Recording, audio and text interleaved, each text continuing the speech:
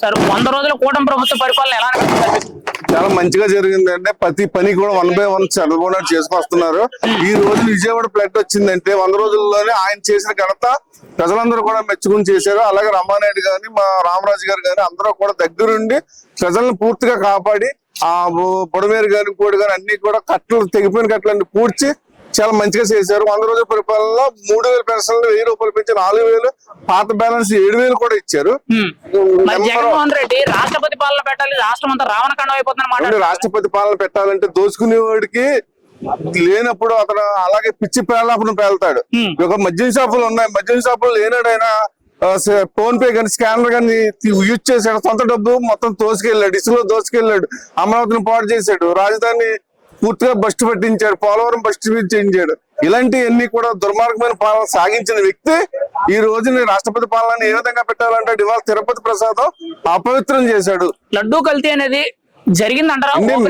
ఏ అయితే లడ్డూలో ఈ 5 సంవత్సరాలు అంతకు ముందు తిన్న భక్తులు ఎవరైనా అడగండి, ఈ 5 సంవత్సరాల లడ్డు యొక్క స్థితి తెలుసుకుని చూడమనండి. అంతా తెల్లబడిపోయి లడ్డు దాంట్లో క్వాలిటీ లేకుండా ఇవాళ అంతా తెలుసుకున్నాక ల్యాబ్ టెస్టులు చేశాక అది నిర్ధారణకు వచ్చాక చెప్తున్నారు తప్ప ఒక ముఖ్యమంత్రి అబద్ధం చెప్పాల్సిన అవసరం ఏమీ లేదు.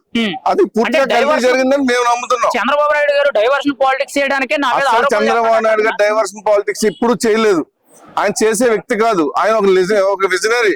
ఇవాళ ఈ 5 సంవత్సరాల్లో మీరు చూస్తారు ఏం చేస్తారు. 100 రోజుల పరిపాలన కాదు, 5 సంవత్సరాల్లో చూస్తారు భవిష్యత్తుకి ఏం కావాలి, మన భావితరాలకి పిల్లలకి భవిష్యత్తుకి ఏం కావాలి అనేది మీరు అందరూ చూస్తారు.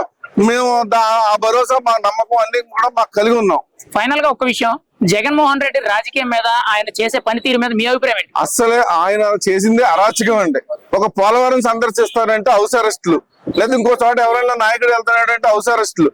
ఎక్కడా కూడా ఎవరిని కూడా ఒక హింస పరిపాలన చేశాడు తప్ప ఆ జగన్మోహన్ రెడ్డి గారి పరిపాలన ఏమీ లేక ప్రజలు విసిగిపోయి ఇవాళ 165 కి మాకు ఓట్ చేశారు. కూటమి అయితే, బీజేపీ అయితే, జనసేన అయితే. అది మరి ఈ రోజు సనాతన ధర్మం బోర్డు అనేది కూడా పవన్ కళ్యాణ్ గారు గట్టిగా పట్టుకొని సెంట్రల్ గవర్నమెంట్ నుంచి కూడా గట్టిగా దాన్ని బలపరిచే విధంగా హిందూ దేవాలయాలు అన్ని ప్రొటెక్ట్ చేయాలన్నట్టు ఎంతవరకు వాస్తవం అంటారు? అది అసలు ఆయన వచ్చాక అంతర్వేది రథం గాని ఎన్నో దేవాలయాలు పడగొట్టడం గాని, మరి ఆయనకు తోడుండే కొడాలి నాని గాని రథం తగిలాడితే ఏమైంది, ఆంజనేయ స్వామి విగ్రహం చెయ్యిరిగితే ఏమైంది, పూర్తిగా హిందువులను అవమానపరిచాడు.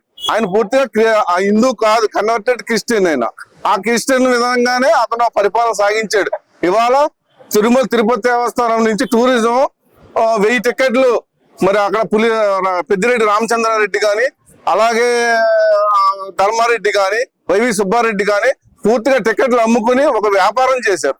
పూర్తిగా వ్యాపారం చేశారు, తిరుపతిని పూర్తిగా దోచుకున్నారు. అక్కడ అన్ని మతస్థులు ఉండటం వల్లే కూడా ఇదంతా కూడా అక్కడ అపవిత్రం జరిగింది. అక్కడ కేవలం హిందూ దేవాలయాలు, హిందువులకి చర్చిల్లో, క్రిస్టియన్స్ కి, ముస్లింస్ కి మసీదులు అలాగ చెప్తే పరిపాలన బాగుంటది. ఒక చర్చికి వెళ్ళి అతన్ని అక్కడ హిందూ దేవాలయాల్లో పెట్టడం సబబు కాదు. ఫైనల్ గా అయితే ఇలాంటి చర్యల మీద ఎలాంటి యాక్షన్ తీసుకోవాలనుకుంటున్నారు? ఒక మాటలో ఈ 100 రోజుల పరిపాలన మీరు చూస్తున్నారు. చంద్రబాబు నాయుడు గారు మంచి పరిపాలన అందిస్తారు, ప్రజలందరూ నమ్ముతున్నారు. జగన్ కి ఇంకా రాజకీయ భవిష్యత్తు అనేది ఉండదు, అతనేం కలలు కనక్కర్లేదు. Right sir, thank you.